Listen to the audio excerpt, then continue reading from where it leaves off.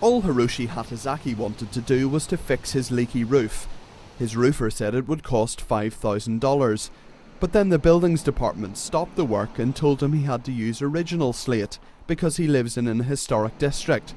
He asked his roofer how much the 80-year-old materials would cost. He gave me an estimate, like more than $28,000.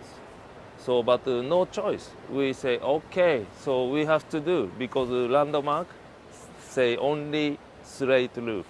Hatazaki is particularly annoyed because, he says, two of his neighbours took photographs of the ongoing work and snitched on him to the buildings department. Some Sunnyside residents say this alleged snitching is widespread. They say it's designed not only to stop building violations like Hatazaki's, but to silence people who don't agree with the campaign for tougher regulation to keep buildings here in their original style. People in Sunnyside Gardens say shared areas like this courtyard are one of the best parts of living here. The new landmarking rules mean it will be very difficult to change anything about how this area or the outside of these houses looks. Pro-landmarkers have been campaigning for 5 years to make Sunnyside Gardens a protected historical district. Local architect and pro-landmarker Laura Heim says the campaign started because some homeowners just weren't following existing rules.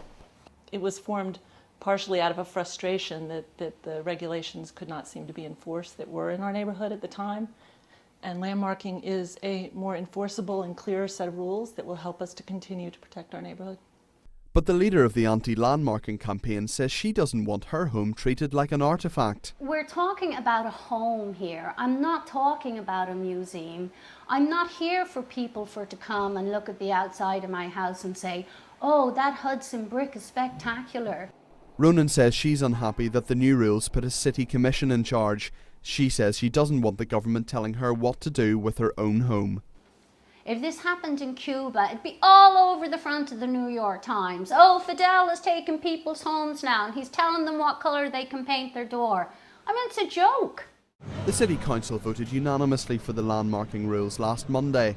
The area's councilman says it's vital the Queen's community has the same protected status as Manhattan landmarks like Grand Central Station. It shouldn't be that you live in a mansion before you get landmark protection. Middle-class neighborhoods need to be preserved as well, and I think what you have in Sunnyside is a neighborhood where the middle class not only can survive but actually thrive. The Landmarks Commission says homeowners on lower incomes can apply for help with increased building costs. Peter Cardwell, Columbia Television News.